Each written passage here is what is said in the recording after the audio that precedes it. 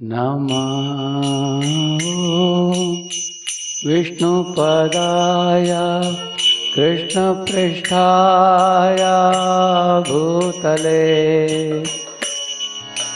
श्रीमते भक्तिवेदान्त स्वामिनिति नामिने। नमो विष्णुपदाय कृष्णपृष्ठाय भूतले श्रीमते भक्तिवेदान्त स्वामिनिति नामिने। नमस्ते सारस्वते देवे गौरवाणी प्रचारिणे निर्विशेष शून्यवादी पाश्चात्य देशतारिणे। नमस्ते सरस्वती देवे गौरवाणी प्रचारिणे निर्विशेष शून्यवादी पाश्चात्य देशतारिणे। कृष्ण चैतन्य प्रभु नित्यानंद श्री अद्वैत गदाधर श्रीवासादि गौरभक्तवृंद। जय श्री कृष्ण चैतन्य प्रभु नित्यानंद श्री अद्वैत गदाधर श्रीवासादि गौर भक्तवृंद। हरे कृष्णा कृष्ण कृष्ण हरे हरे हरे राम राम राम हरे हरे। हरे कृष्णा कृष्ण कृष्ण हरे हरे हरे राम राम राम हरे हरे। हरे कृष्णा कृष्णा कृष्णा हरे हरे हरे राम राम राम हरे हरे। हरे कृष्णा कृष्ण कृष्ण हरे हरे हरे राम राम राम हरे हरे। हरे कृष्णा कृष्ण कृष्ण हरे हरे हरे राम राम राम हरे हरे। हरे कृष्णा कृष्ण कृष्ण हरे हरे हरे राम राम राम हरे हरे।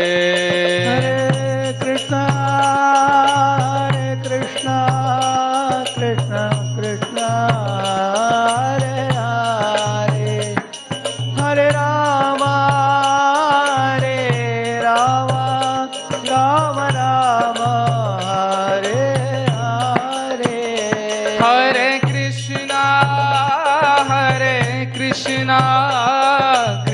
कृष्ण हरे हरे हरे राम राम राम हरे हरे कृष्ण कृष्ण कृष्ण हरे हरे हरे राम राम राम हरे हरे हरे कृष्णा कृष्णा कृष्णा हरे हरे हरे राम राम राम हरे हरे कृष्ण कृष्ण कृष्ण हरे हरे हरे राम राम राम हरे हरे हरे कृष्णा कृष्णा कृष्णा हरे हरे हरे राम राम राम हरे हरे कृष्ण कृष्ण कृष्ण हरे हरे हरे राम राम राम हरे हरे कृष्णा कृष्णा कृष्णा हरे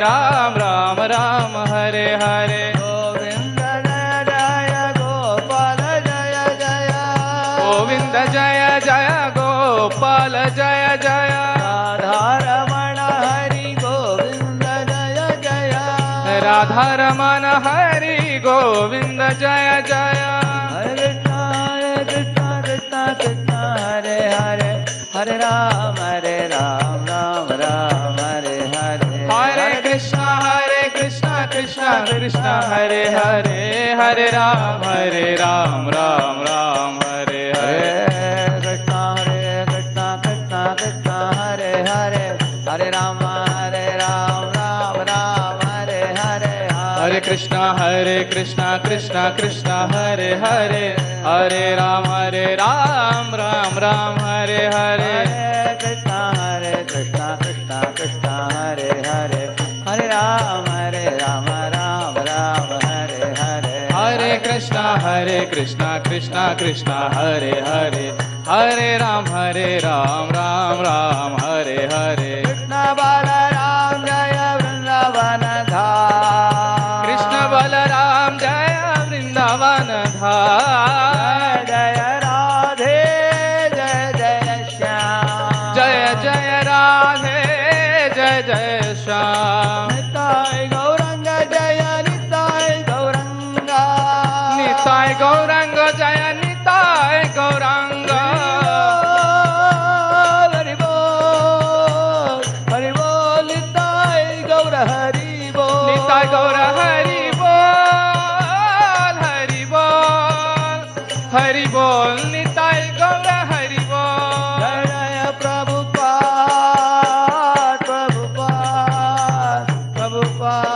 श्रील प्रभुपाद जय जय प्रभुपाद जय जय प्रभुपाद जय गुरुदेव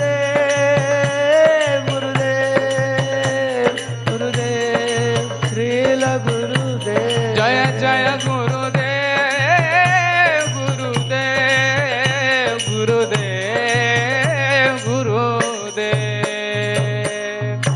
कलियुग पावन हरिनाम संकीर्तन की अनंत कोटि वैष्णव वृंद की जय श्रील प्रभुपाद की जय ओम अज्ञानतिमिरन्दस्य ज्ञानाञ्जनशलाकया चक्षुरुन्मीलितं येन तस्मै श्रीगुरवे नमः श्रीचैतन्यमनोभीष्टं स्थापितं येन भूतले स्वयं रूपः कदा मह्यं ददाति स्वपदान्तिकं वन्देऽहं श्रीगुरोः श्रीयुतापदकमलं श्रीगुरून् वैष्णवांश्च श्रीरूपं साग्रजातं सहगणरघुनाथान्वितं तं सजीवं साद्वैतं सावधूतं परिजनासहितं कृष्णचैतन्यदेवं श्रीराधाकृष्णपादान् सहगणललिता श्रीविशाखान्वितांश्च नमो ॐ विष्णुपादाय कृष्णपृष्ठाय भूतले श्रीमते भक्तिवेदान्तस्वामिनिति नामिने नमस्ते सारस्वते देवे गौरवाणी प्रचारिणे निर्विशेषशून्यवादी पाश्चात्यदेशतारिणे वाञ्छाकल्पतरुभ्यश्च कृपा सिन्धुभ्य एव च पतितानां पावनेभ्यो वैष्णवेभ्यो नमो नमः।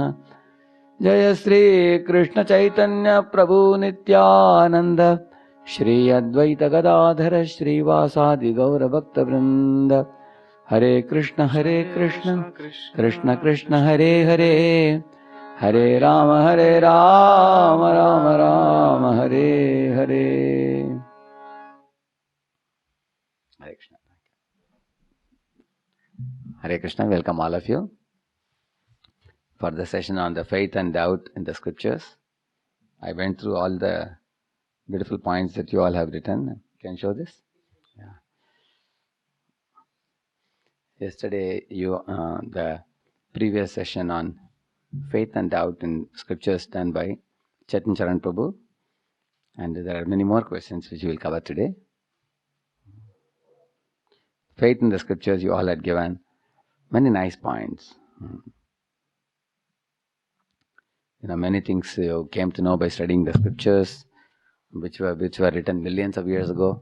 And the scriptures have stood the test of time, and it's infallible knowledge. And many things that are said in scriptures are becoming proven by the researchers in the field of modern science now, isn't it? Similarly, predictions about appearance of Muhammad and Christ and Buddha and Chaitanya, all that is mentioned in the scriptures. Like that, many nice points I have given, many of you. What gives you faith in the scriptures? So, applicability, such a practically relevant things scriptures teach about, like Vyamana Shastra and other things, which can be helpful even for the field of science. NASA is trying to get some valuable information from the Vedas. So, in the same manner, the Vedas are becoming more and more proven in the modern times. We are observing it. Yeah. And also the Vedas give a clear-cut goal of life, direction in life. And they give us method of meditation to calm our mind, like chanting Hare Krishna. And they also solve the fourfold problem of birth, old age, disease and death. Yeah. And also the scriptures are giving knowledge coming in disciplic line. It's an infallible knowledge coming from God Himself. So now there are many good points like this. And then let's proceed to the doubts section, the scriptures. Yeah. Is Pankajugo Prabhu there? That side is there? Is not there. Okay, I will read the question myself. Actually, there are plenty of questions. We will try to answer as many as we can. But write doubts that I want to speak about 5 minutes, after which I will take your questions. You see, one common question I found is many students asking, how can we trust the scriptures? How can we put faith in the scriptures? Are the scriptures not man-made for some morality? Just for keeping upkeep of morality in this world? Like that, some students had asked a question. So I wanted to say a few words about it. In fact, in the scriptures itself, they say most of the human beings, 90% of the population of this world, will only think about just eat, sleep, mate and defend, which we call as a Shudra. Shudra not by birth, but by their activity. Kalo Shudra Sambhava, it is said. In Kali Yuga, everybody is like a Shudra, it is said. Then what to do? Janmana jayate Shudraha samskarat bhaved dvija vedapathat bhaved vipra brahmajanati iti brahmanaha. 4 categories of people are said. By birth, everybody is a Shudra, it is said. That means they are uncultured. But Janmana jayate Shudra samskarat bhaved dvija. If you are doing sanskaras, purificatory activities, by the parents for the child is done, like the Jataka sanskar, like for example the Garbhadan sanskar, after that Namakaran sanskar, Annaprashan sanskar, Yajnapavita dharana sanskar, isn't it? Similarly Vivaha yajna. Then the sanskaras purify the person. Samskarat bhaved dvija. Then one is called twice born. Born once by the seminal parents, then born by the purification of samskaras. And then Veda Pathat Bhavet Vipra. If one studies in Gurukula under the Guru, then one becomes Vipra. And then when one becomes self-realized, then one is called Brahmana. Brahma Janati iti Brahmana. Like that. Then one becomes Brahmana, not by birth. So now I was telling you, the Shudra class of people you will find, like Ajamila saw in the forest, when Shudra and Shudrani were embracing each other and kissing, isn't it? They drink liquor, associate with Vaishyas. Now, such fellows never want to go to Gurukula, never want to study also. Not interested. Just like Utkarsh camp we are doing now, all of you are coming. So all the other boys in your hostel who are drinking liquor, smoking, roaming with girls, they are also welcome. Are they coming? They don't want to take this training because they don't want to hear what God has to say, and they are afraid that scriptures are there and they will tell us don't do this, don't do that. They want to run away. They don't want to listen only. So such people are called Shudra, uninterested in knowing what is the discipline, what is the way to rise above sin, how to align with God and lead a happy life eternally. No, not interested. Then the Vaishyas, they deal with money. Money is honey. But amongst Vaishyas, there can be terrible fight between business people when they become partners to loot the maximum money. Then they want to learn morality, business ethics, morality. So they come to Brahmanas and say, sir, I gave him this much money, he gave him this much money. You tell us, am I right or he is right? So they want morality. But morality also stripped of God is condemnable. Prabhupada tells a little story. Once three thieves stole a bank and went to the forest. And one of them, said, I will go into the jungle, I'll pass stool and then come back. Pass stool and urine and come back. So when he went into the jungle, the other two were there. One of them said, hey, can we divide this money and run away? But the other fellow said, hey, how can we do that? We three of us stole the money together. We should honestly divide amongst each other, he said. So that is like called honesty among thieves. What kind of honesty is that? Already they have cheated the bank and looted the bank. Where is the honesty? Similarly, when we all are born in this world, if you are using electric light, you are paying for the electricity board. You are buying a Bisleri bottle of water, you are paying for the water. But when you are taking light from the sun, to whom are you paying? When you take the salt water of the ocean converted into sweet waters of the rain, to whom are you paying? You are taking grains from the earth, you are taking fruits, you are taking drinking water, everything. Whom are you paying? So therefore, according to Bhagavad Gita, if one takes all these things and uses them without even asking to whom they belong to, is a thief, they say.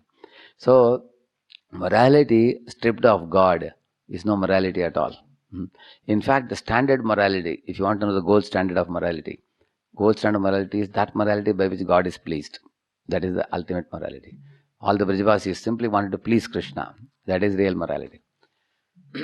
Okay, then above the Vaishyas, Shudra, I told you, he just wanted to eat, drink and be merry, but you can bring him to the platform of loyalty. Loyalty means, be obedient to your superiors. Don't cheat, don't loot, don't speak lies. Be loyal. So you can bring him to loyalty. And Vaishya, you can bring him to morality. Then Kshatriya means administrator or a king. You can bring him to religiosity. Because a Kshatriya king understands. See, you can also equate these things to Annamaya, Pranamaya, Manomaya, Vijnanamaya, Anandamaya also. Shudra means just thinks about eating and drinking. That's all. Vaishya means Pranamaya. He can consider competition. How to compete in the business and get better than somebody. Isn't it? And similarly, Kshatriya, he also has Pranamaya. He may also fight. But sometimes he may dream also. I want to take over that kingdom. I want to take over this kingdom also. Manomaya also. But a Kshatriya can elevate himself to the point of understanding the Atma and the body. So that's called Vijnanamaya. Vijnanamaya means I am not the body, I am the soul. And Anandamaya means, yes, I am not the body, I am the soul. But God is super soul. And my loving relationship with Him, that is Anandamaya. So Vijnanamaya and Anandamaya are real knowledge. Because you know about the soul and super soul, or soul and God. The previous three are all meant for ordinary conditioned souls. Annamaya. Just, where is my food, where is my food, where is my food, that's all. And after eating you get some strength and have sex life, then beget children. Like cats and dogs die one day, not knowing the goal of life. Why am I born in this world? Most of the people are doing that in the world. That is a Shudra stage. And when you go to Vaishya or Kshatriya stage, there is a Pranamaya. There is a competition in the world. And that is called rat race. You can see that people, what kind of rat race they are undergoing, as if caught in a maze. The modern times life is so challenging because these people are all the time, actually they come with empty hands into this world and then accumulate so many things. At the time of death, leave everything and go. Just like a newborn child comes in a grabbing mode. He grabs the toy, grabs different things around. Child is always holding the hands like this. You have seen that. But after death, a man leaves like this with empty hands. Actually, we come with empty hands in the mood of grabbing, then we leave everything. So therefore, a Brahmana comes to spirituality. Loyalty, morality, and religiosity and spirituality. Now, religiosity means that Kshatriya is guided by the scriptures and the Brahmana and the gurus. And Kshatriya understands actually in this world, if I have to keep, providing all the needs for the world, how does the rains come? In the Bhagavad Gita, Lord Krishna says that Annat bhavanti bhutani parjanyat anna sambhavah yajnat bhavati parjanyo yajnah karma samudbhavah. In Bhagavad Gita, Lord Krishna says, if you please Krishna, God, then there will be rains, he says. And if you displease him, there will be no rains. And there will be akal, there will be famine, there will be corona. The more we turn away from God and do atrocities, killing millions of children in the womb, killing millions of cows in slaughterhouses, then we are displeasing God. When Lord becomes upset, nature also is upset. And we suffer from basic items like eatables and things like that. So, it is the fact. Now you may say, is it not just our own imagination? No, it's not imagination. It's a very scientific phenomenon it is. I'll tell you how. You will always see in this world the plural subordinates serve singular supreme. In a family, like you are a student. So you, your sister, your brothers, and your mother, all of you are serving your father. And then the father is bringing grocery for nourishing the whole family. Similarly, in a school, the headmaster, students are paying, fee to the headmaster, and the headmaster is arranging for teachers to provide education to the students and a degree to the student. So in the same manner, headmaster is singular supreme, and plural subordinates are students and teachers who are plural. Now take a chief minister, or take a prime minister, take a CEO of a company. There is one supreme, one leader at the top, and subordinates are all obeying him, and they get nourishment. Same phenomenon with God also. God is one supreme, and we are all his subordinates. Just like the stomach is one supreme, and then all other limbs of the body are feeding the belly, and then getting energy through that. So, I can talk a lot on this point, but I'm just giving you one simple example I'm giving you. How plural subordinates, by not serving the singular supreme, they will only suffer. Like if my hands and legs and teeth and tongue don't, put the food in the belly, then they will only suffer. Because the food put in the belly ultimately nourishes the different parts of the body.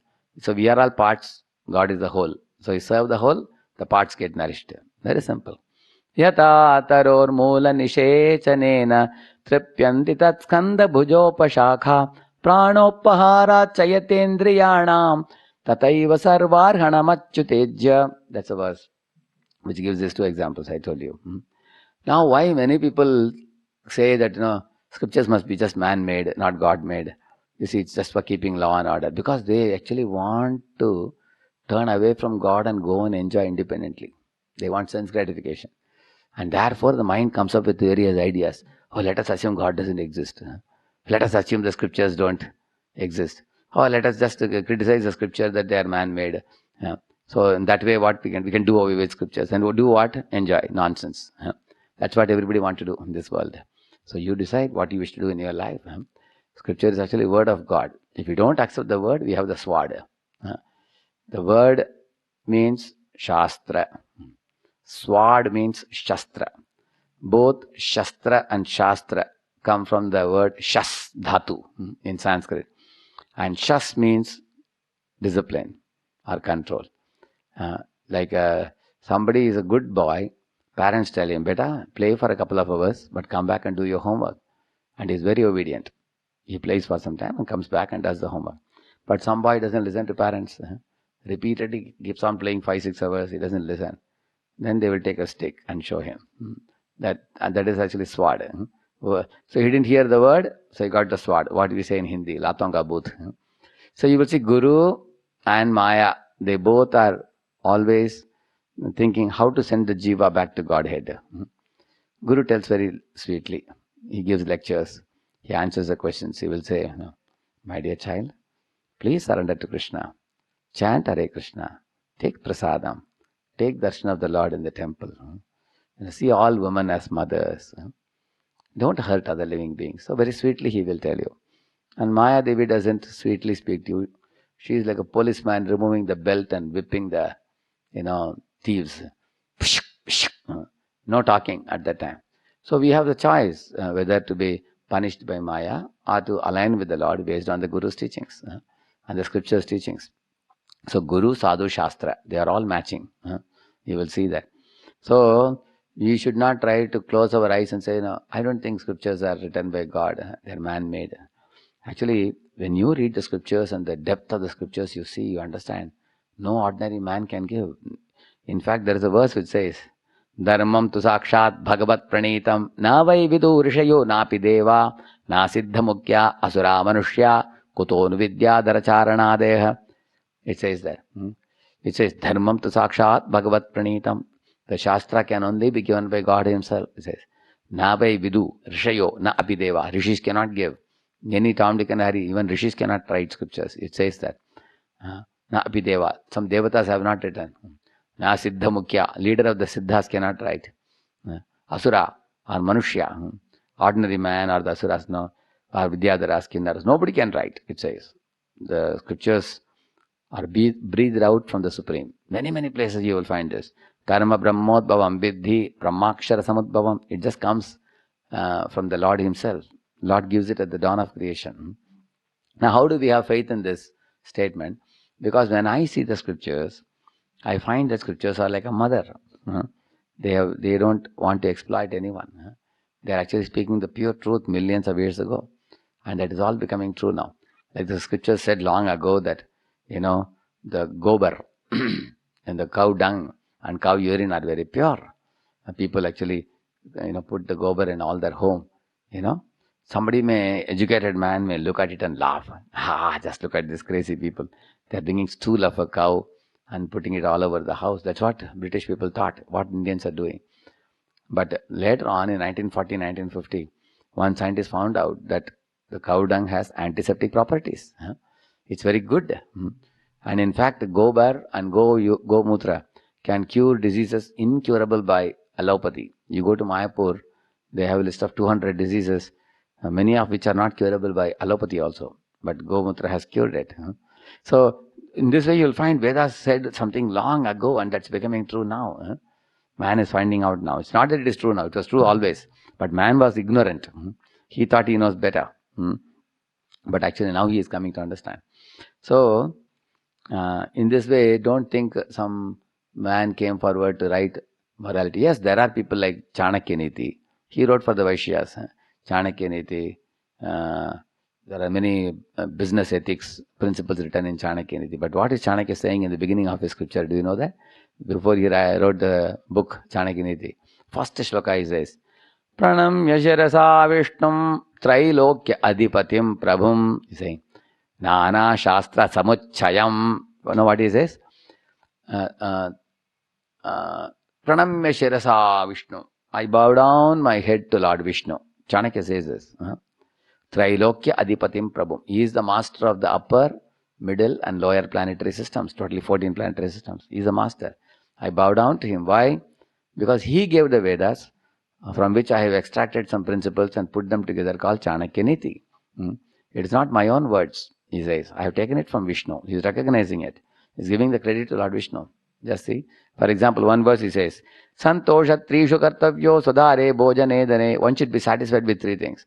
You should be satisfied with your own wife. Don't look at another man's wife. You will get a slap. Then he says, bhojane. Eat the food cooked at home. Don't go to a hotel and eat. Hotel wale people are all business people. They will exploit you and they will spoil your belly.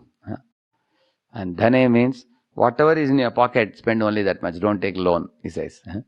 That means don't touch another's money. Don't do corruption, like that he says. And then he's saying, Trishu chaivana kartavya swadhyaya japadanayoho. He's saying, for studying Bhagavad Gita, Bhagavatam, Vedas and all, don't set limit. No matter how much you study, it's oceanic. Keep on studying regularly, he says. And japa means chanting, Hare Krishna. Here don't be very reserved. If time is available more, then chant more, he's saying. And dhanaya means in giving charity to the saintly people, giving charity to God's work. Don't hesitate. Don't think, if I give away the money, what will happen to me? Don't worry. If you give 1 rupee, it will come back as 1,000 rupees. Like that he says. So Chanakya is all based on scriptures. Okay, now let's proceed with the questions now. Beginning with this one. Okay. Without will of the Lord, anything cannot happen. So how can we say that reaction we are getting is based on our karma and not the will of the Lord? For example, say your father has given you 10 rupees every day as a pocket money to go to school. So you use that money to buy a cigarette, for example, and smoke. You are misusing that money. And then you are getting sick, for example, you are getting cough or anything like that. So now you may say, ultimately my father gave money, therefore I misused it. Yes, that's true. But your father did not give you that money to misuse it. He gave you the money to use it for proper purpose. But you misused it. Similarly, it is true that without Lord's permission, nothing can happen in this world. But there are living beings who want to exactly act opposite to what Lord wants them to do. Lord says, treat everyone as a mother except your wife. But they don't do that. Ravana is not satisfied with even a golden Lanka. He wants to go and catch Sita and bring. That's the nature of living entities. How can you say God is liking Ravana's activity? God doesn't like it. God has created this beautiful world for purifying our heart, not for catching somebody else's wife's hand and running away. Yeah. Why there is prohibition for many activities in scriptures for women? Although men and women are equal from soul point of view. Actually, there are prohibitions for men also. There are certain temples of Devi where only women are allowed, men are not allowed. Similarly, there are certain activities which are supposed to be done by men and not by women, because their bodies, the psychophysical nature, as far as physiological structure, is made differently for men and women. For example, women can beget children, but man cannot become pregnant with a child, isn't it? So women have one area and man has another area to show their excellence. Like women are called homemakers. For example, nobody can be like a woman who can shower love upon the children and take care of the in-laws, keep the house neat and clean, cook very nice items and make everybody in the home happy. That motherly touch is very, very satisfying to everybody, especially the children, and to the husband also. And on the other hand, the men are given a particular type of psychophysical nature. So men are rational and women are emotional. So that question also came later on. Like for example, women are generally tender-hearted and they can be cheated by man. They're gullible. For example, Ashwatthama, Draupadi saw him brought by Arjuna. She immediately offered namaskar to him. Nobody else did namaskar to Ashwatthama. Yudhishthira didn't do, because they understood he's not a Brahmana. He's son of a Brahmana, but he behaved like a sinful man. But Draupadi was telling everybody that we should leave Ashwatthama, we should not kill him. He's our Guru Putra, we should leave him. But then later on, the same Ashwatthama, you know what he did? He sent another Brahmasura to kill Parikshit, you see. So women fall short in their discrimination power due to emotion. Emotion blinds them. Like sometimes a boy, gets close to a girl and becomes very close friends with her. And then he calls her, let's go to hotel here, or let's go to cinema there. She goes there and the boy tries to get close to her. And boy gives a lot of assurance to her. Don't worry, after our college is over, I'll marry you, and we will go abroad and we'll settle in London. I have good marks and everything. But then later on the boy's parents say that, hey, you can't just marry any girl. The boy drops the girl and goes away. Sometimes even he impregnates her and goes away also. So you can see that women are gullible often and later on she'll be crying. So the woman lack that discrimination power, especially because of being blinded by the emotion. Many examples could be given. Like Sita Mata, for example. As soon as she saw a Sadhu Baba, Ravana, she became very sympathetic. Actually, she wanted to give fruits to him. And when she was preparing the fruits inside, Ravana tried to cross the Lakshman Rekha and go inside the hut to catch her. But as soon as he lifted the feet, like that fire came. So he immediately stood behind. And then Sita told him, please accept these fruits. He told, no, no, no, you cannot give from that side. You have to come beyond this line and give me. Like that Ravana said. But Lakshman had told her, you should not cross this line. I have put a fence for you. By this Lakshman Rekha I have put. And that will emanate fire and offer you protection. Because I am also going, Ram is also away. But somehow she felt sympathy for the Sadhu Baba, who was not a sadhu, he was a cheater. So she crossed the line and came. That led to the great danger for her. Because in this way, women have a tendency to become tender-hearted and lose power of discrimination. Therefore, whenever it comes to making some firm decisions, they take help of the man. Man is put in the front for making firm decisions. Because Prabhupada says, in India, Prabhupada saw in Calcutta, one fellow was pulling a tanga. You know tanga? Like a rickshaw kind of thing. And he was wearing a janayu, sacred thread. So one husband-wife couple were a little away. The wife was telling, hey, look at that Brahmana. And she called the husband, come. They both came and offered namaskar to that fellow. And that fellow was also giving them ashirwad. And Prabhupada was laughing, saying this. See, these foolish people are offering him namaskar and he is giving ashirwad also to them. Neither is he a Brahmana, nor are these people knowing whom to seek blessing from.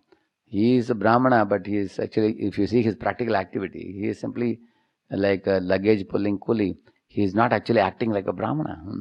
So, in this way you will find women are gullible. Many women have gone to so many bogus swamis and sadhu babas and they have been cheated also. So therefore, the women were kept at home and protected and preserved like a diamond, like eyelids are protecting the eyes. That doesn't mean women were not respected. I can give you hundreds of instances where women are respected. For example, any big julus procession goes, the first dozen girls will be Kumaris, unmarried young girls who will be carrying the kalash, which is offered an abhishek to the Lord. After that, the Brahmanas will go behind them, chanting Vedic mantras, and horses and elephants and king, all of them will come. So the unmarried young girls are given so much respect. And the women were given a position above the rooftop of the palaces, from where they can stand and shower flowers. But they were not allowed to, be mishandled by men in the public crowds. They were given very respectable position up, because women can see from the top down, procession going. But if women are down and men are at the top, they'll be watching which woman looks how. They'll be always, like we say, bird watching or sightseeing. They'll be seeing like that. So women were given such respect. Like brahmacharis would go home to home begging for bhiksha. They would say, Babadi bhikshan dehi. Means, oh mother, please give me alms. So they were dealt with great respect as mother. So on the other hand, in the modern times, you find women are advertised in TV, advertised in movie, advertised in billboards. Like I went to once buy a electric bulb. There also there was a woman's picture. What is the connection of the bulb and the woman? God knows. So you will find for everywhere they put a woman's picture nowadays. And that too in scanty dress. They want to introduce a new car and launch a new car. They will put a tightly dressed woman giving different poses, sitting on the top of the car, exposing parts of their body. Why they do that? They're humiliating women. Vedic life, they would never do that. Women are highly respected. They cover the body. And only in front of the husband, they would decorate themselves very nicely at home. And no woman had to wander anywhere alone without the support of the husband or the son. Much more could be said. I'm just briefly telling you. Yeah. Why is caste system made? And each, for example, you're asking why prohibition for women. For example, Nandotsav, the very word Nanda Utsav says that Nanda was taking lead. Later on, when Utthan, in the third month, Krishna as a child turned to the side, there is another festival called Utthana. There Yashoda took the lead and all the ladies took the lead. Certain festivals, women are given the lead. Other festivals, men are given the lead. Both are given opportunity. Why is caste system made and each varnas? No, caste system, Krishna says he himself has made it. Chaturvarnyam maya srishtam gunakarma vibhagashah. Like that he says. So he says that these four categories of Brahman, Kshatriya, Vaishya, Shudra is based on occupation. Depending on your occupation, I can say, for example, if I am studying scriptures and teaching others, I'm chanting Hare Krishna, teaching others, and if I don't accept any salary at all, and I live only on charity, whatever God sends me, then one is called a Brahmana. So Brahmana takes risk for his life because he doesn't know tomorrow whether food will be there or not. And Kshatriya takes risk for his life in the battle. Vaishya takes the risk for the money in the business. And Shudra doesn't take any risk. He only accepts salary. And he wants to always be safe, play safe, like that. So according to what type of lifestyle you lead, you are a Brahmana, Kshatriya, Vaishya, Shudra. Go to your company, R&D department is Brahmanas. Administrative department is Kshatriyas. Costing and accounting is Vaishyas. And those are working in the machines and everything, they are Shudras. So you will find these 4 categories are there everywhere, even today. It's not that it was there in the old times and now it is not there. Who created Lord if He created everything? How can He come without any source? Okay, if you say somebody created Lord, then that is God. Then this Lord who you are talking about is not God. God, by very definition, is the source of everyone and everything. That's the first verse it says. Janmadhyasya yataha anbayat idaratashtarte shabhigyaswarat. See, the very, very clear words are used. Janmadhyasya yataha, from whom everything has emanated, is God. Abhignya is fully knowledgeable about everyone and everything. Swarat is completely uncontrolled by anybody. He is the supreme controller of everyone and everything. As soon as you are controlled, you are not God. As soon as you don't have knowledge, you are not God. As soon as you are not the source of everything, you are not God. So you have to be source of everything. Asama Urdhva means there is nobody equal to God. There is nobody bigger than God. He is the source of everyone. And He doesn't exist within this time domain where we are all in right now. He exists beyond the time domain. He exists in the eternity platform where the time is under His control. Yeah. And that is Krishna. Ishvaraha Parama Krishna Satchidananda Vigraha. What is the meaning of that? Ishvaraha, controller, Parama, supreme, Satchidananda Vigraha. His body is made up of eternity, knowledge and bliss, not ordinary body of flesh and bones, he says. Anadir, he has no source. Adir is the source of everything, everyone and everything. Sarva Karana Karanam, cause of all causes, he says. Just see, in this world you can ask, oh, this milk is nice. Who gave the milk? The cow gave the milk. How could the cow give milk? Because of the grass the cow eats. But how did the grass come? Because of the rains. How the rains came from the cloud. How did the clouds come from the ocean? How from the ocean the clouds came? Because sun evaporated.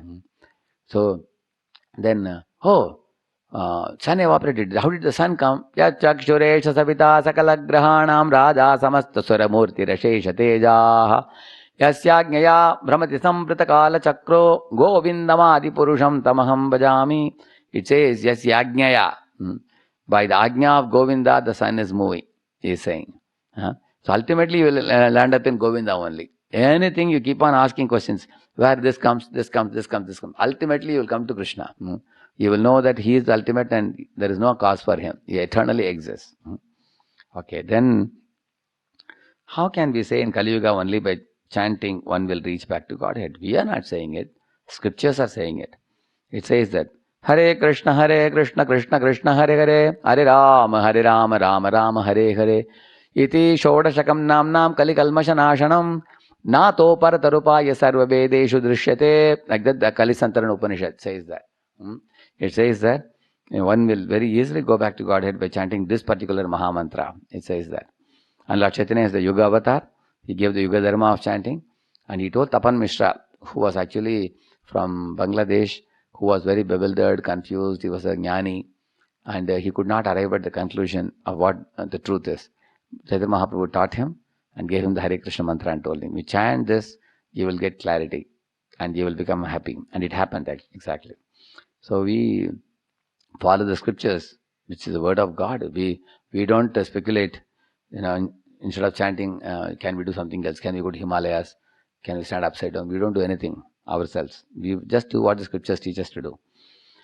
It's very difficult to convince other people about the science of next life.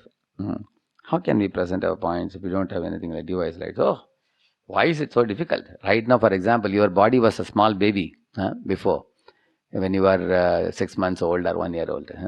Then when you came to 5th standard, your dresses and all became very tight. You got a bigger dress because the body grew up.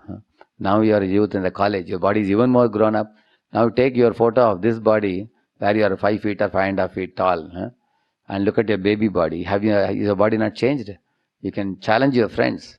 Yeah, only a man will be a fool to say that body has not changed. You can see that scientists say every 7 years all the cells in your body are changed.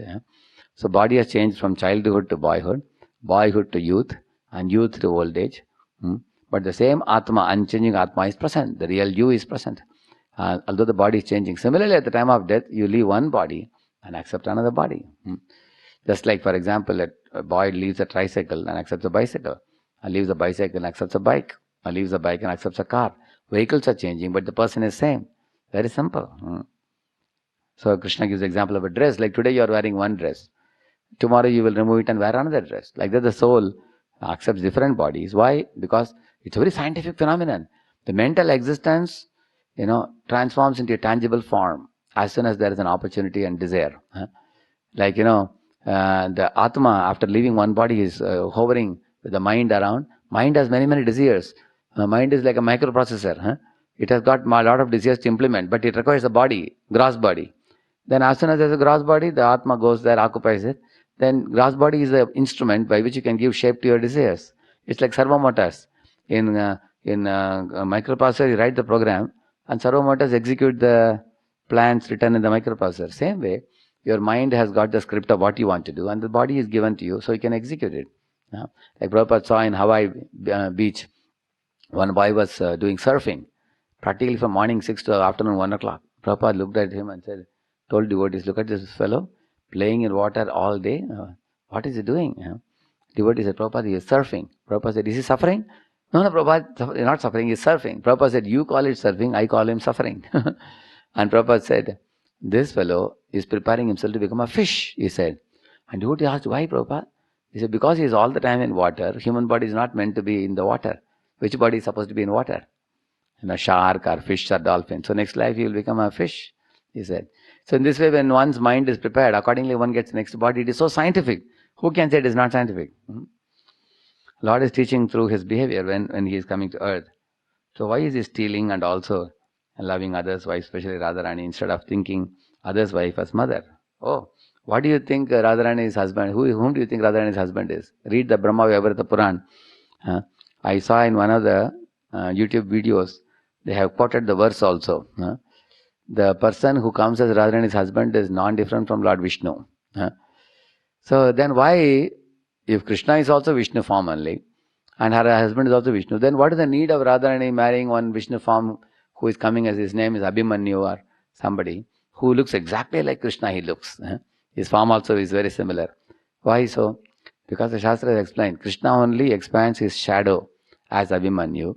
And by Brahma Vaivarta Puran says that he also is Vishnu's expansion. Like that it is said, Vishnu only has come. So why he does that? Because you will find that all the gopis in Vrindavan are lovers of Krishna. They are not married to Krishna. So why they are lovers? You will see even in the college, when a boy and girl are not married, but they have an attraction to each other. That causes lot of tension on one hand and sweetness on the other hand. Because there is tension, one tries to have that loving relationship without the knowledge of the parents or without the knowledge of the friends. It involves a lot of thrill in that. But once the boy and girl get married and they remain as husband, wife, beget 4 children, then they come to ground level after that. So the Lord actually keeps the relationship of lovers eternally with gopis. And in Dwaraka he is married to all the queens as a husband. So the love affairs of Radha and Krishna are not like love affairs of a boy and girl.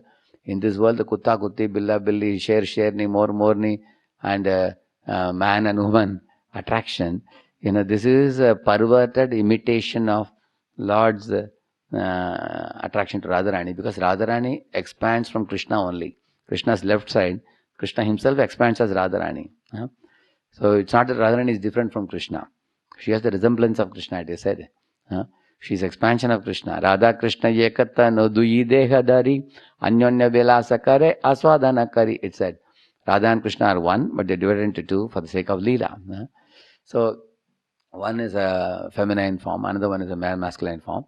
So in this way, the feminine form is very compassionate, nourishing, tender-hearted, and like children like their mother very much for her tenderness and everything. And he is a Shaktiman, she is Shakti. He is Purusha, she is Prakriti. So one should not think that, Krishna is having some extramarital affair like people in this world do. It's offensive to think like that. He only, for the sake of pastime, he expands like that. And also, why is he stealing? What is he stealing? Butter. Krishna says that Aham Sarvasya Prabhavo Matta Sarvam Pravartate. All the butter and all the millions of universes comes from me, Krishna says. So, is he stealing your property? Actually, even your property, what you are having is Krishna's property. Remember that. Whatever you have a bike, you have a car, whatever you have, because everything is created by him only. So then why is he stealing? Why not ask and take? Because it's a leela. There is some thrill or fun in this, isn't it? If somebody, like for example, you have two son babadis with you, and somebody is telling you, hey, look at that poster. You are looking at the poster. Somebody takes away one son babadi, and then you are asking, hey, where is it gone? And you say, I don't know. And then the person is searching here and there frantically. Then you give it back and say, don't worry, it's here. Sometimes amongst friends we do like that. So Krishna wants to enjoy sweet relationship with the Vijabasi. So he sometimes plays pranks on them. In fact, the gopis tell Yashoda, we are actually stealing, we are making this butter, so Krishna will come to homes and steal butter from us. They are all eagerly looking for it. And they find pleasure in taunting him. And he also likes to be bound by Yashoda with a rope. These are all sweetness, sweet pastimes. Are there any planets having life form other than it? Oh yes. Atma is called Sarvaga. In different planets, the living conditions are different. Man thought that, besides Earth, there cannot be life in any other planet. He thought like moon, he thought life cannot exist. Why he thought like that? Generally, man calculates from his point of view. See, our body has so much water and so much earth. So, in the same manner only, if these conditions are not there in that planet, man cannot live. But now scientists have found out something called fire bacteria, which can exist within fire also. And man thought in Arctic Antarctica there cannot be any living forms. But now you break the ice, from inside comes some living forms. Similarly, in the forest, you go to mountain, you break a mountain. From inside the rock comes a frog. You know what is a frog? In Tamil we call it Terai, we call it. This frog is an elastic type of frog. From here it can jump to the ceiling. Chak, like that. It has a sticky leg. So I don't know what he eats inside the rock. So it looks exactly color of a rock also. This frog exists. So in this way, living forms are everywhere. Yeah. So the influence of Western society, it's hard for normal people to grasp the knowledge of scriptures because very strong faith is required. Where is faith not required? If you want to shave your beard, you go to the barber shop.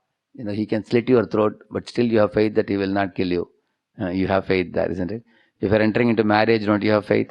What kind of woman she is, you don't know. After marriage, then sometime one may have to divorce also. But you put faith. You go to a hotel and eat. You have faith that he will not feed you some food which will cause you stomach pain. You put faith there. You go to a doctor. He gives you blue pills, yellow pills, green pills. You just consume it without even knowing what they are. You don't know their names properly. You don't know the content also. You put faith in the doctor. Is it not blind faith? Are you not putting blind faith in the doctor? Are you not putting blind faith in the hotel? Are you not putting blind faith in a family? To the best of your discretion, you can make some analysis. But ultimately, faith element is there. Like once Air France company, 3 planes crashed in the same month. Do you think people stop traveling in planes? Do you still put faith that hopefully my plane will not crash? People still keep traveling. What kind of faith is that? Why can't everybody say that because so many planes are crashing, we'll stop traveling by plane? They don't say that. They still keep going. So in material life also you put faith. Like you put money in the bank with hope that the bank will not go diwala. Correct? Now you put faith. Everywhere there is faith. And you are saying strong faith is required in scriptures. Why only scriptures? Everywhere faith is required. Without faith you can't even live your life also. I want to be clear about the position of women. That I already spoke about it. Does Lord Shiva also has to leave a body? No, Shiva is not like a jiva like us. Shiva is a separate tattva called Shambhu tattva. There is Jiva tattva, Shambhu tattva, Vishnu tattva. So all the Shivas in this world, there are 11 Shivas called Rudras. They merge back in Sadashiva. They come from Sadashiva, enter into each of the Brahmandas, then they go back into Sadashiva. And Sadashiva is eternal. Does ISKCON has its bona fide translation of Vedas, Puranas, Upanishads at the present? Yeah, we have it.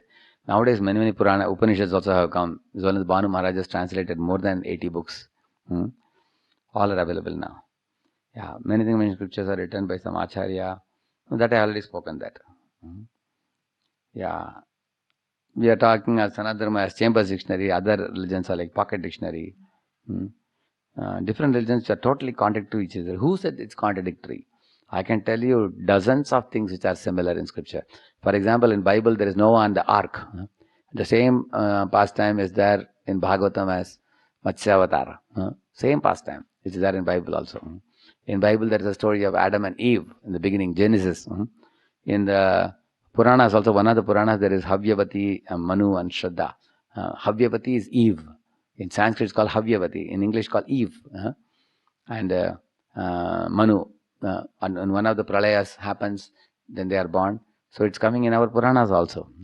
We can show many similarities like that. Like the 8.4 million species is mentioned in Quran also. In our Puran also. Puran, Quran, both are saying similarities. All the religions talk about one capital G-O-D. La ilaha illallah means there is nobody equal to him or greater than him, capital G. And he is Krishna, he is Christ. Christ and Krishna come from the same word, Krishta in Sanskrit. From Krishna comes Christ. Krishna means Akrishta, attractive. And from that same word comes Krishna also. So all the religions are talking about the same things. Like the sun is called as Dinakar, Bhaskar, Ravi, Surya, and so many names. All are addressing the same God only. And all religions talk about not committing sin, which means don't disobey God, render service to God, try to please God, don't hurt other living beings. Like 10 commandments you take, it says don't covet another man's wife. Same thing is said in Sanskrit, Matravat Paradareshu. In Quran, if you take, it says that don't accept your wife. Don't try to enjoy with your sister-in-law. Don't try to misbehave with your sister or with your mother or your mother's sister, your father's sister. Like that it gives dozen names. But ultimately it says, consider everybody your mother. All religions say the same thing. I don't see any contradiction at all. If you have contradiction, bring it. We will discuss. Why didn't Krishna appear in previous yugas? He was Supreme Personal Godhead. What are you talking? I will show you one purport now. You think Krishna is a very recent fellow? He only appeared in Dwapara Yuga. I will show you one purport now. Where Prabhupada, what he writes, you will see now. Just a minute.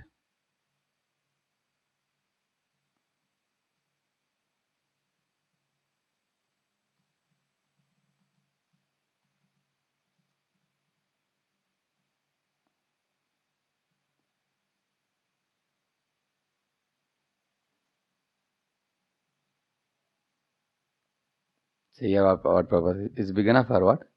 Okay. Here Prabhupada says here, you see. I'll show you the verse also. Better you see the verse. See the verse it says here. This is from Satya Yuga. Maharaj Prithu underwent all the severe austerities in order to control his words and his senses, to refrain from discharging his semen, and to control the life air within the body. All this he did for the satisfaction of Krishna is used. See the verse here. Titikshuryadavagdanta urdvareta jitanilaha arirada yesho krishnam ajarat tava uttamam. See the third line. He did this for the pleasure of pleasing the Supreme Lord Krishna. This is in Satya Yuga. There's a talk about Krishna. Here Prabhupada writes here. You read this? There are many fools. There are many fools who claim that worship of the Krishna begins only about 5,000 years ago, after the appearance of Lord Krishna in India. But this is not a fact.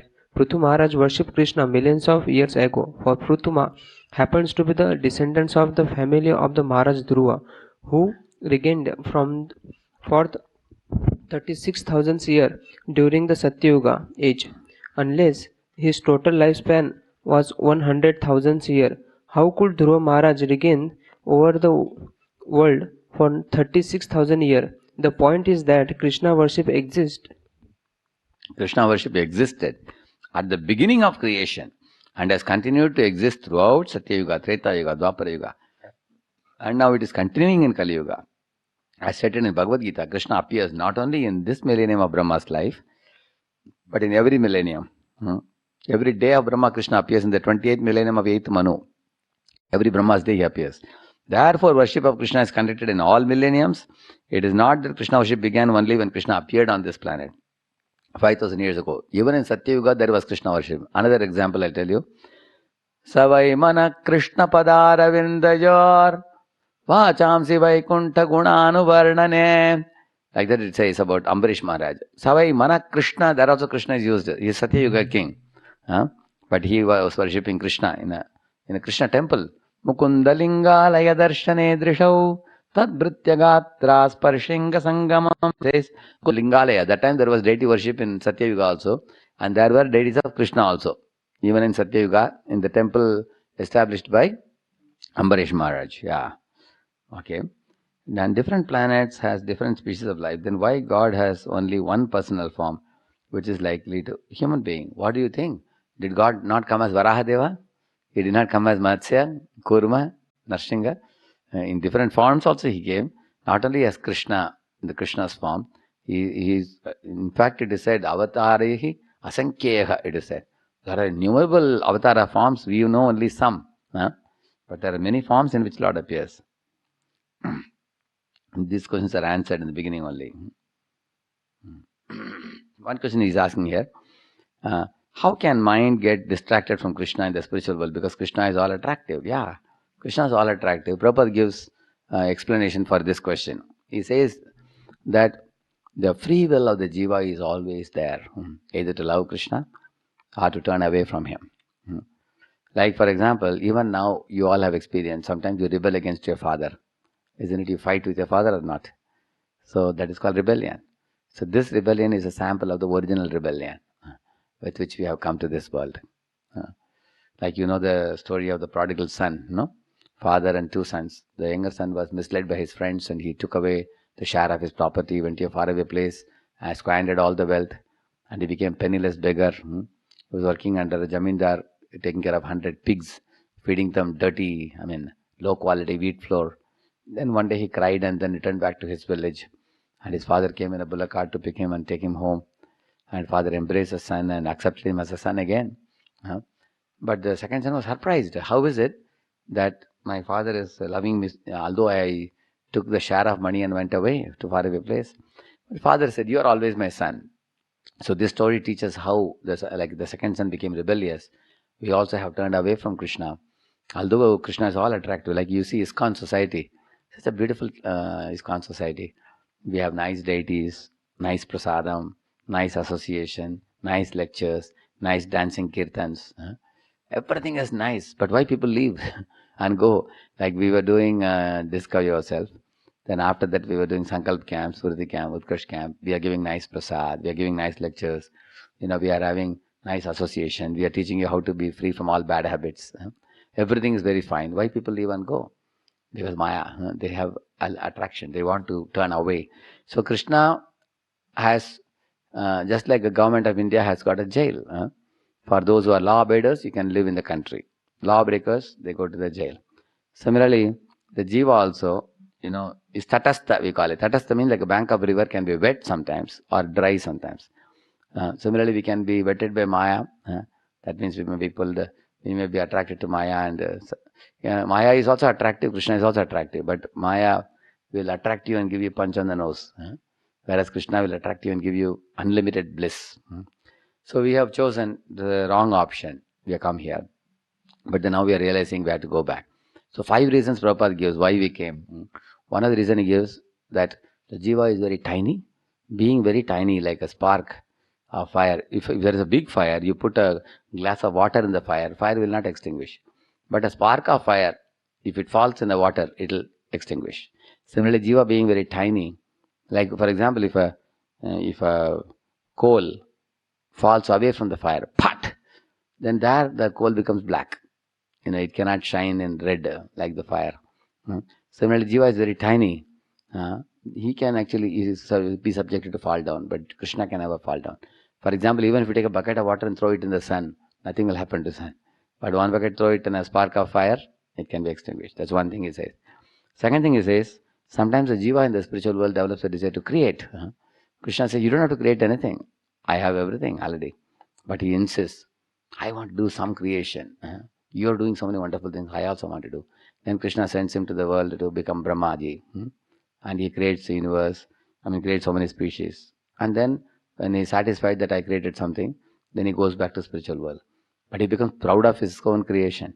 Then he glides down to human body, then animal body. And that's how he wanders. Like that he says. And also, Prabhupada says that love implies freedom. Some people ask, why did Krishna give us the free will? Better that he doesn't give free will and we will not misuse it. Then you want Krishna to make you a machine. A machine cannot love a man. So Krishna doesn't want to make us a machine. He wants us to give the free will, and he wants us to use the free will in the right way. Just like, for example, your company may trust you and giving you 50 lakh rupees or 1 crore rupees to you to do some very big project expansion. If you take the money and run away, then it's not proper behavior. Is it not true? So in the same manner, Krishna trusted us and he has given us a free will. And it is in our interest that we align with him and be happy rather than rebel against him, turn away and suffer. Yeah. If God-centric life is perfect, then how could foreigners easily divide these people by spreading false discrimination, destroy their dharma, did business by keeping these people as slaves? That's because the kings were fighting for power in India with one another foolishly. Every king thought that I will expand my domain. I will become king of the whole India. So they were all fighting with each other. And then foreigners, when they came, Mughals came and British came, they saw that, oh, these guys are fighting with each other, very nice. Now this is the best time to take over. Like that. Like I'll show you one small video.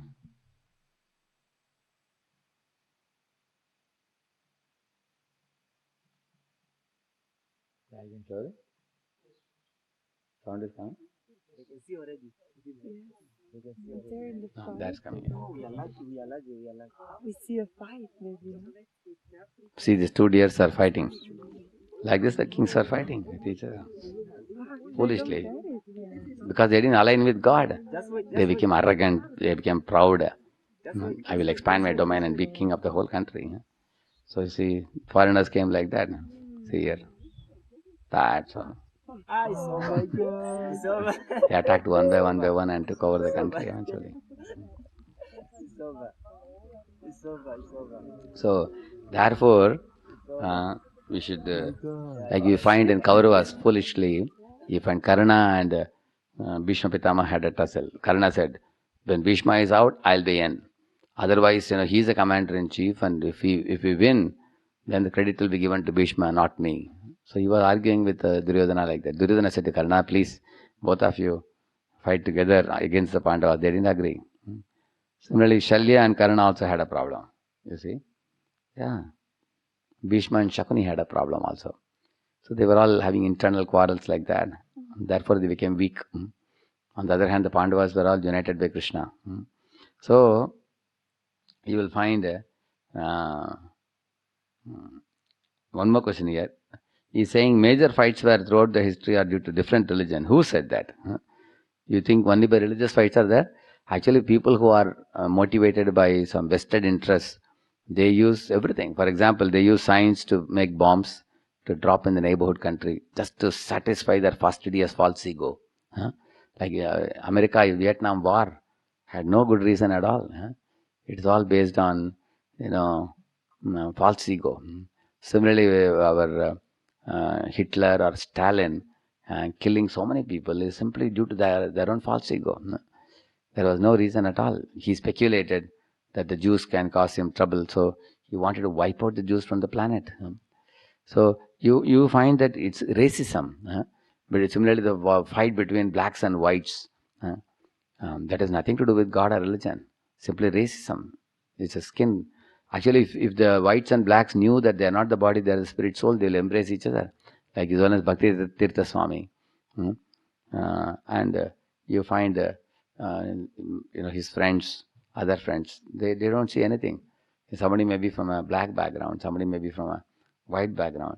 Similarly, my spiritual master hails from US.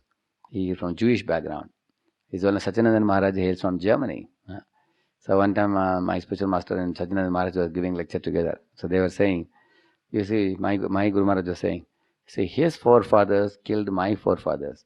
But I have no enmity with him because we have come to know you are not the body, you are spirit, soul. So we are embracing each other, he said. So one is a German, one is a Jew, but they have no enmity because they know the soul.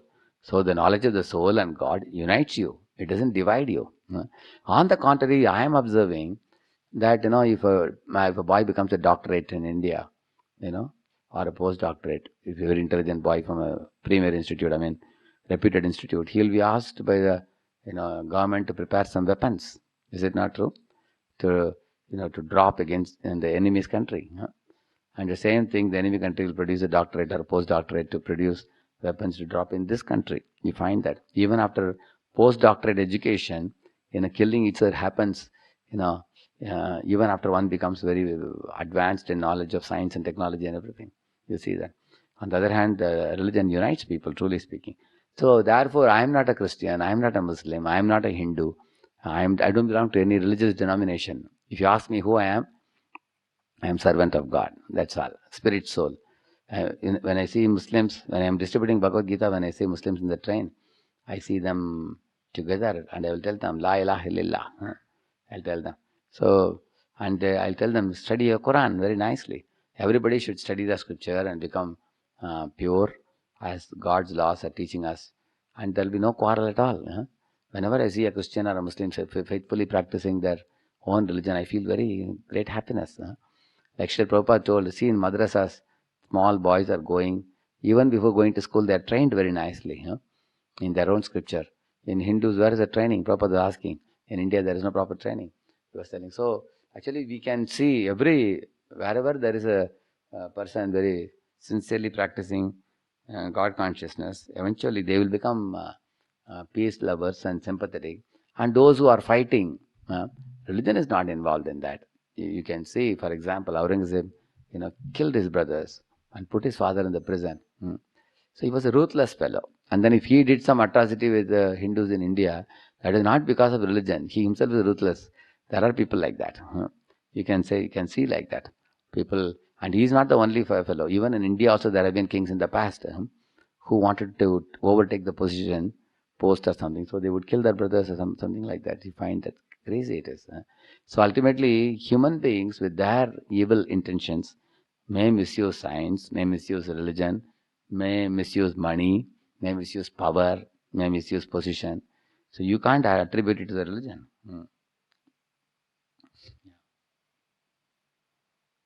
I have a doubt in Krishna source of Narayana.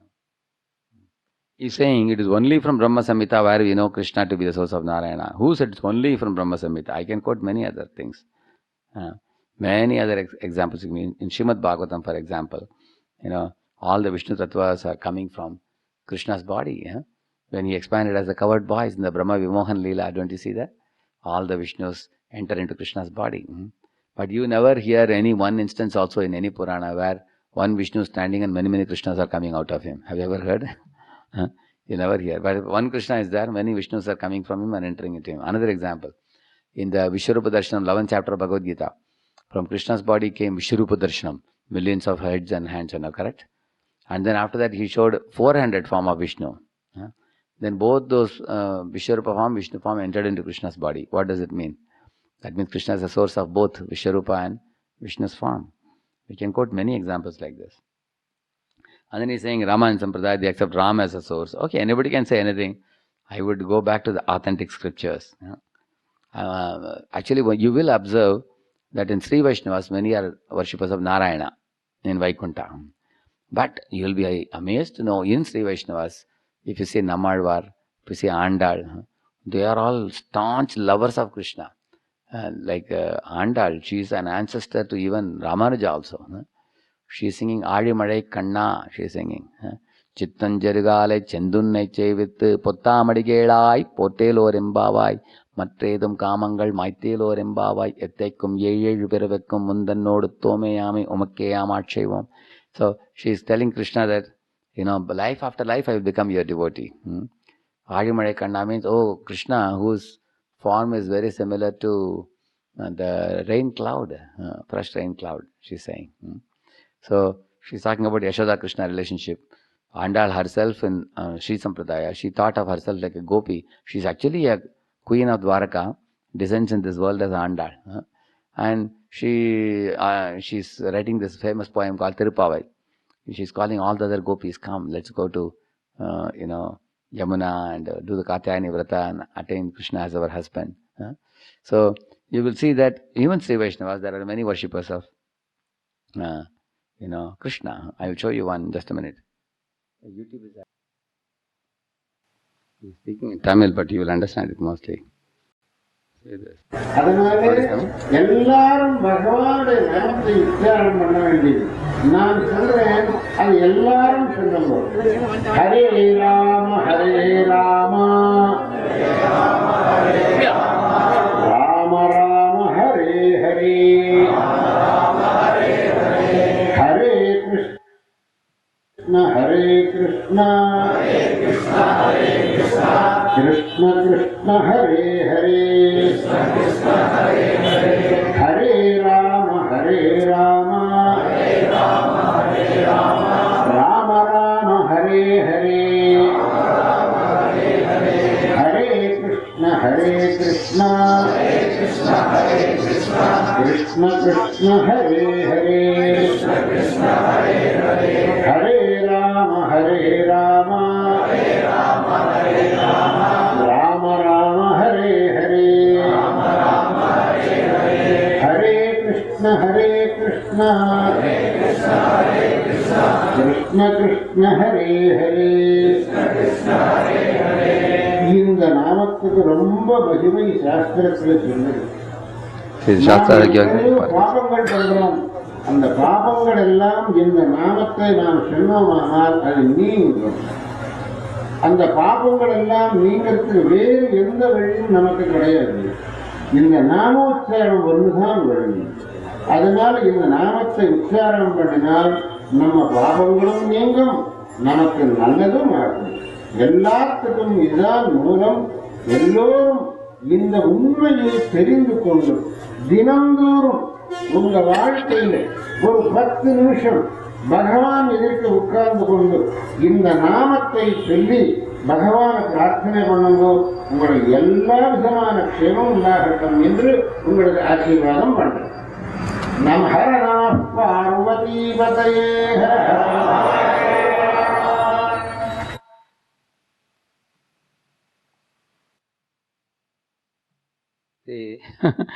See, although they are known for being Shiva worshippers, Shankaracharya, you saw? He's saying, this is a Kali Yuga Taraka mantra. I am showing you evidence outside ISKCON. I can show you 24 different organizations like this who are chanting Hare Krishna mantra. There are many others, like Krishna Premi Swamigal's people also in South. Many others also, Muralidhar Swamigal, many other people. So, you will find that although their sampradaya may be different, everybody is chanting Hare Krishna now because it's Kali Yuga. It's given in Kalisantaran Upanishad. So this mantra is very potent, very powerful. So yes, it is true that in Sri Sampradaya, many accept Narayana as their most Ishtadev, lovable Lord. And Ramanand Sampradaya, they worship Rama to be everything for them. And also our Brahma Samhita also says, Advaitam Achyutamanadi Manantarupam Adyam Purana Purusham Nava Yavvanam Cha. Like that it says. Which means Advaitam means all the forms of the Lord are interchangeable. For example, Rama, Krishna, Vishnu. One should not differentiate them. It's an aparat to differentiate them, like the Lord Chaitanya says, because the person is same. He is doing triple acting. Like if you tell Rama something, Krishna will also know. Similarly, if you tell Narayana something, then Krishna will also know it. So in this way, because the person is same, he is acting in different roles, different moods, different rasas, and that is the right way of seeing. So therefore, when they are fond of one of the particular forms and worshipping and considering it as ultimate, in one sense it's Advaitam, non-different forms. So the example is given in Brahma Samhita of the candle. If you have one candle, you lit up multiple 1,000 candles. They all look alike. But you know very well that there is an original candle. And the original candle, it says Adi Purusham, is Krishna. And for that we have given evidences during the Spurti camp. We have elaborated that. Yeah. He's asking why women want a Rama type of husband. Because Rama is a Maryada Purushottam, the ideal, how an ideal human being should behave, that Rama taught. And women know very well, if her husband marries 16,108 women, he won't be able to maintain. He's not able to maintain me also. How will he maintain 16,000? Therefore, the woman wanted to follow Rama, Ekapatni Vratam. Yeah. And also, like you will find, Krishna is a Purna Purushottam, full manifestation of God. So he will lift the Govardhan, he will swallow the forest fire. Any woman knows that these are all supernatural activities Krishna has done. So, but Rama has come in this world to set an ideal example for human beings how to behave. So we can't copy Krishna's activity, dancing on a snake, Kalia and all that. So therefore, they expect that. At which level of bhakti does Maya get away from us when Radha Devi takes control of us? Good question. Very nice question.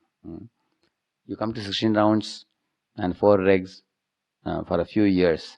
You will see that gradually, just like, for example, the police puts handcuffed clutch for a thief. But you become a gentleman, gradually the handcuff will go away. You will get freedom. Simply by aligning over a period of time. Now you all have come to Utkarsh level. You chant 16 rounds and 4 regs you follow. Eventually initiation will come. And then you stop doing sinful activities and don't turn towards Maya. Show back to Maya and turn your face towards Krishna. And it will happen. You will see that happening better and better. And from scripture we know that, okay. He is asking why Krishna showed favor to Pandavas, not to Kauravas. Kauravas are like naughty children. They don't want to obey the teacher. They don't want to obey their parents. They are mischievous. Some children you have seen, they want to take away all the toys of everybody and kick other children away, correct, no? So Kauravas are like naughty children. Ultimately for Krishna, both are children. Pandavas, Kauravas.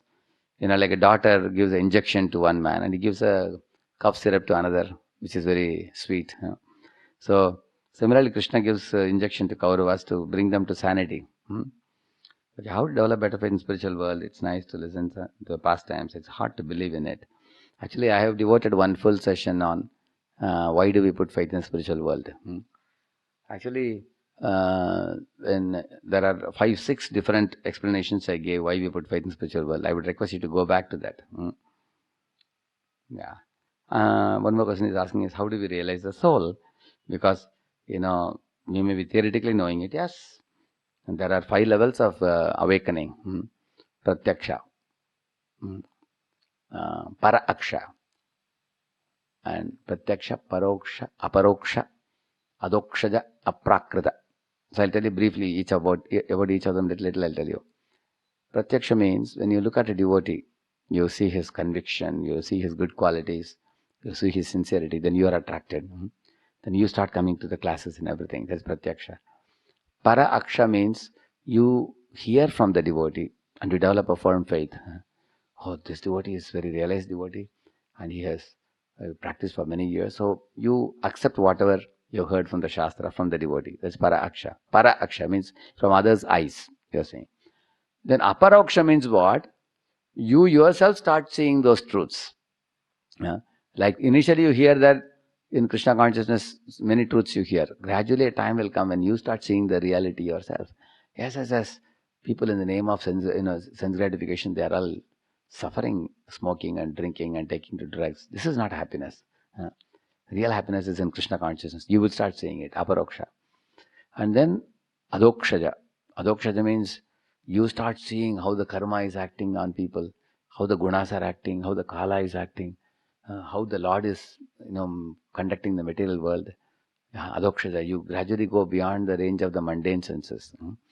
So at that time you are preaching also, and you are seeing the truth also. You become very, very convinced. Finally, Aprakrita means you completely become so divine that your heart becomes a playground of Lord's pastimes. The pastimes of the Lord are revealed in your heart. At that time, your faith is very masboot, like a tree stem has grown so thick, you can't even shake the tree also. Like that your faith becomes that time. So gradually, now you all, Pratyaksha, Paraksha, you are gradually advancing in the right direction. Gradually, you'll be able to see the truth better and better.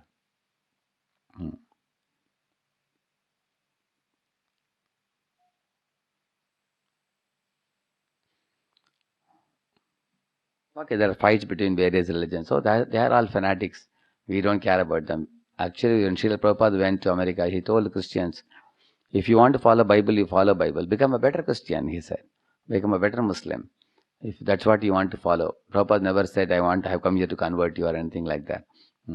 He actually wanted everybody to become a lover of God. If in all the religions, the highest point, pinnacle of all religious practice is love of God. People don't come up to that point. They are fighting on a ground level foolishly, without climbing to the higher and higher stages of realization in their own religion. Why can't we understand scriptures a little easily? Do you think it's really difficult? The way you get the classes are so elementary. We have made it very easy for you, like a Cerilac or like Pharax. We have made PowerPoints. We have mentors helping you. It's not actually even when you go to the college also. You have so many subjects you have to study. Is it too simple for you? Actually, for that matter, the scriptures are made very easy to understand with Srila Prabhupada books. I request you, start from small books of Prabhupada. And then here he has given one quote of Vivekananda. He's saying that if there is soul, then one should be able to feel the soul. Yeah, correct. You definitely. And it is very easy to feel the soul. If I pinch you, you will say, because you are soul. You are not the body. If I pinch the table or the chair, they won't make any noise. Similarly, if it is cold, immediately you will want a sweater. Whereas this table, chair, they will not ask for a sweater. If it is too hot, you will remove your shirt and everything and you want to be under the fan. Because you are a conscious person. So, wherever there is life, consciousness, there is soul present there. Avinashi tu tadvedde yena sarvamidam tatam, Krishna says. Just like the sun is in one place in the sky, but even without going out of my room, from the window if I see the sunlight, I can say the sun is in the sky, correct, no? Even without seeing the sun. That's called inferential logic. Similarly, I can see the consciousness in you and say that you are living. Soul is present. When consciousness is gone, then the soul has left the body. We say like that. And inferential logic is applied in science also. Can any electronics engineer capture an electron in their fingers and say, today I have brought an electron here. Nobody has seen an electron. They have only seen a reflection of an electron on a cathode ray tube. You can see that coming from an electron. You can't see an electron, you can catch an electron. Similarly, the soul cannot be seen with eyes, but the presence of the soul is manifested by consciousness. It is very simple. Probably there are so many practices like karma, jnana, yoga and all. Which is better? Best is bhakti. Why? Because in karma yoga, you engage the senses of the body. Jnana yoga, you engage the mind. And in Ashtanga yoga, you engage the intelligence. And bhakti yoga, you engage the soul in Krishna service. Along with your intelligence, with your mind, with your senses, everything you engage in Krishna service. So bhakti yoga is best. Because bhakti yoga means you engage the heart. It's love of God.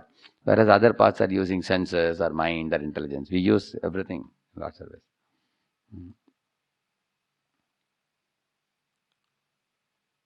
Yeah, sometimes when you hear the pastimes like Matsya, Kurma, Varaha, Narsingha or Krishna, Rama, or all these mythological, that is because of the bombardment done by the modern day education. Because all of you, you have been going to school and college, and many books are atheistic books.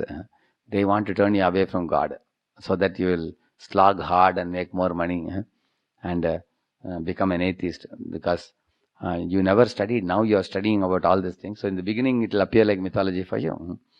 Like for example, 2 years ago, there was some Prahlad Jani. This person, if you put in Google search Prahlad Jani, you will see. This fellow, 70 years, he has not eaten any food. He has not drunk any water. He has not passed urine. He has not passed stool. You read the news. There are even videos also about Prahlad Jani. So if I tell you, hey, Prabhuji, this is all mythological, I don't believe it. You don't believe it? Go to the Google. Google Guru. Search there also. Because scientists have personally tested him. He is drawing energy from the sun by his yogic practice. He said that. So why I am telling you this, whatever the scriptures say, like if you go to the Himalayas, you will find many yogis living in the chill ice, living inside the ice practically. The ice is this much thick. They are living there. So although you may think it's impossible, okay, if it is impossible, go and see. You will find there are videos available on YouTube. You will see that. So for something which is not possible for you and me, we should not think that it's impossible to happen. How Hanuman can be so powerful. How Hanuman. So therefore I gave you Prahlad Jani's example. So there are Anima, Mahima, Lagima, Prapti. There are many siddhis like that. One can do that. And therefore the more you study the scriptures and hear the lectures, and gradually the faith develops and credibility increases, then you will be able to appreciate. Yeah. Creation of the universe is doubtful to me. Yeah, actually, you are hearing from the scripture, so knowledge is there with you, but the faith has not yet awakened. Be patient. As I told you, 5 stages of faith, increasing faith will happen eventually. And if you have alternative explanation, you are most welcome. If you say that, we have found out what is there in the universe, tell me. Actually, we don't even know where the sky ends. If you look at the sky, it looks like it's beyond my brain to comprehend. We are like a frog in the well in this world. But I have firm faith in the scripture for one reason, because many other things that the scripture says have become true. Which scientists were bluffing or they were faltering, they couldn't find. Now it's all becoming proven now. So therefore, if scriptures are saying something about the universe and about God, that has to be true. If one part is true, other part also has to be true. Yeah. Sometimes a powerful, wealthy, strong man commits a sinful activity, but he saves himself by using power money. Okay, he may be able to do that with the money. He may escape the police, but he can't escape Yamadutas. Yamadutas will take him to the Yamaloka and beat him there. He can't escape. Now, somebody can escape government eyes of the government or eyes of the police or army, but they can't escape God's eye. God's eye is everywhere. Sarvata pani padam tat sarvato vakshi shiro mukham. His eyes are everywhere. He's watching. Yeah. Even killing plants, trees is also sin. But Krishna says, if you offer those plants or fruits to me, I will remove the sin, he says.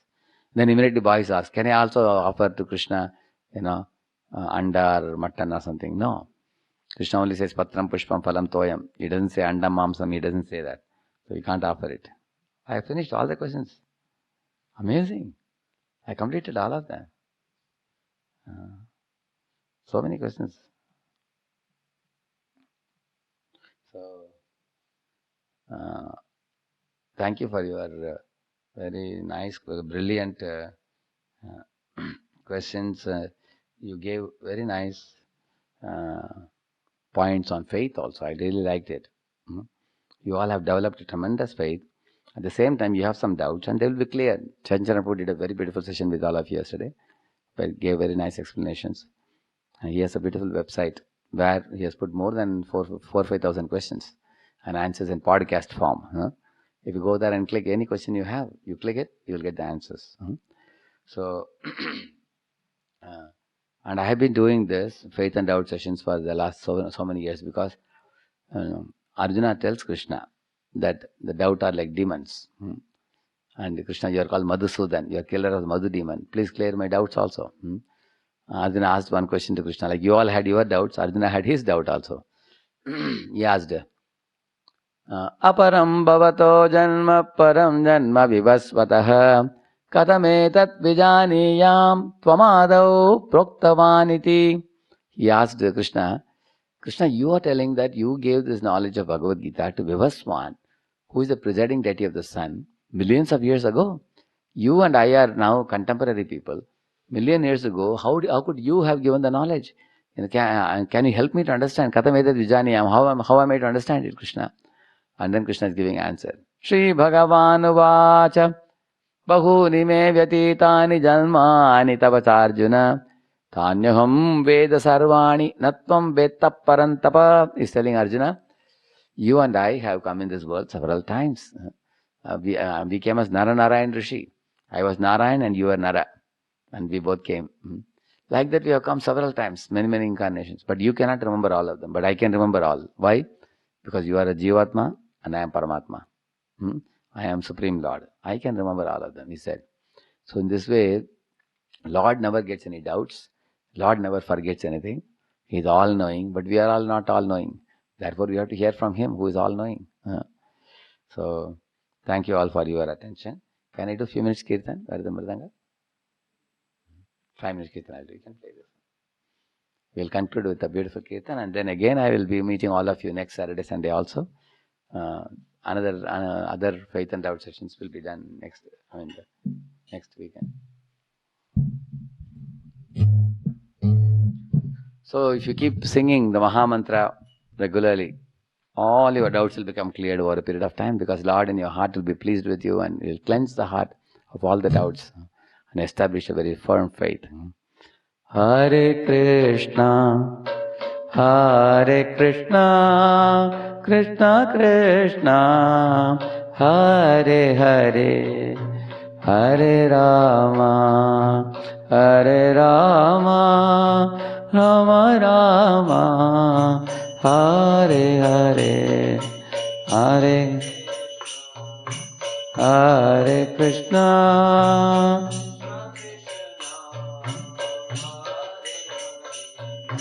Hare Rama, Hare Rama, Rama Rama,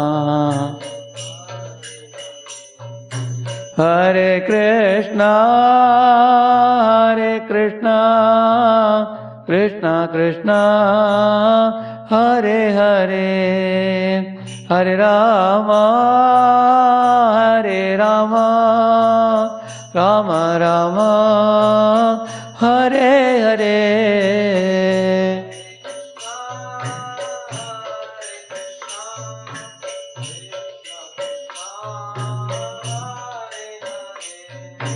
Hare Rama, Hare Rama,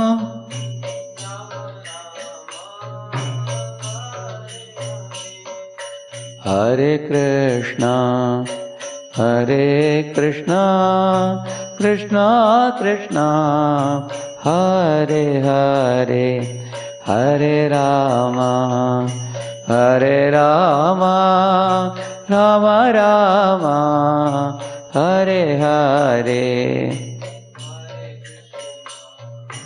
Hare Krishna, Hare Hare, Hare Rama,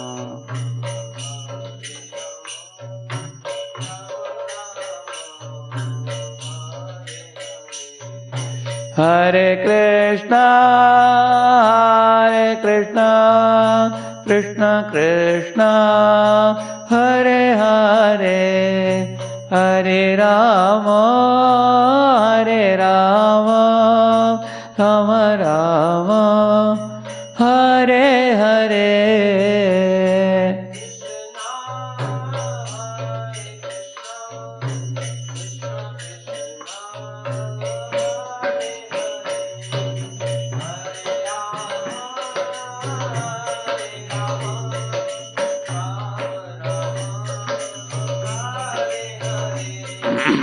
Hare Krishna, Krishna Krishna, Hare Hare, Hare Rama, Rama Rama, Hare Hare, Hare Krishna,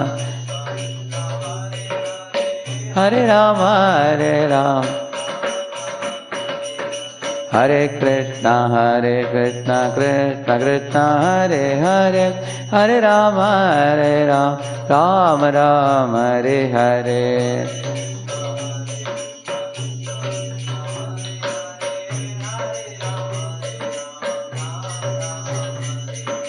Hare Krishna, Krishna Krishna, Hare Hare, Hare Rama, Rama Rama, Hare Hare.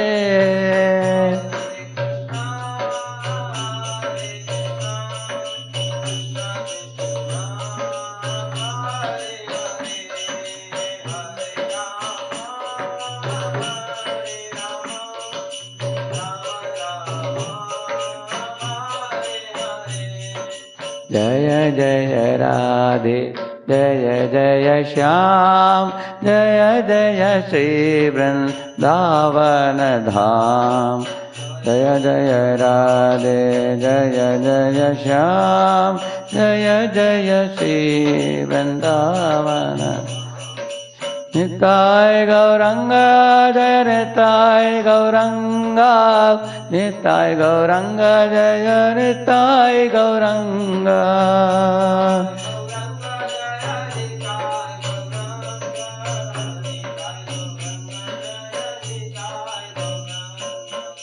Kaliyuga Pavana Hare Krishna Mahamantra ki Srila Prabhupada ki Ananta Koti Vaishnava Vrinda ki.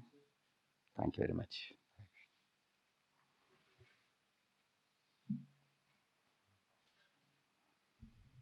There were questions in the chat?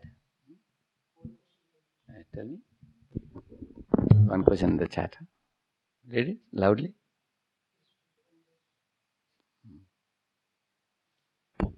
Scriptures differ from the one other, like the Shiv Purana to Vishnu Puran. As for example, Daksha pastimes, Virbhadra and Ma Kali fight with Lord Vishnu to protect his devotee Daksha, as is shown in the lot of online videos. It is called Kalpa Bhed, we call it. Kalpa Bhed means these pastimes repeat also because this universe has been existing for a very long time.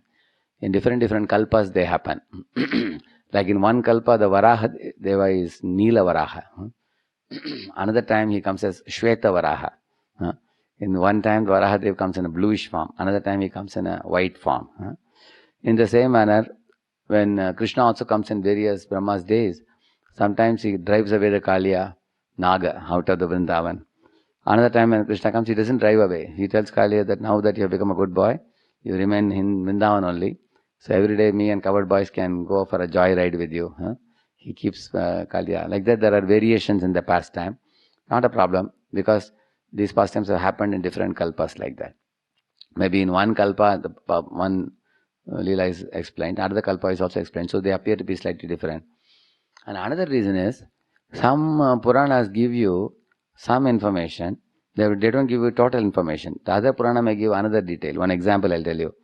Say, if somebody has written that Radheshyam Prabhu, along with some 10 devotees, went to Bombay in a Innova car from Pune to Bombay. So one letter says this, another letter says this. When Radheshyam Prabhu was going from Pune to Bombay, they halted at Lonavala and they took a detour inside because there was ample of time to reach Bombay. So they wanted to go to the natural setting and chant and do some kirtans, and then they again went back to the main road and went. So say one letter, one news item may say going to Bombay, another news item is talking about Lonavala trip. So you may think, hey, what is it? They are saying different things. They are not saying different things. They are saying the same. So then you get the fill up of the information you get like that. And all these devatas fighting, like whether Devi is fighting or Shiva is fighting against Vishnu, these are all like a good game only. Why? Because although they are all fighting, ultimately they will prove the supremacy of the Lord in all these pastimes. Devi is actually sister of Vishnu. Durga Devi is actually sister of Vishnu. Like you see Baladev and Jagannath are sitting on either side. In the middle is sitting Subhadra. She is sister of Krishna. So the fight sometimes is shown, like that means Asura, even if he takes shelter of Devi or Shiva and others, he ultimately will be vanquished. That's what will be proven. So the lesson and the principle remains the same. Paritranaya sadhunam vinashaya cha dushkritam. Thank you all very much. We'll meet again. Hare Krishna.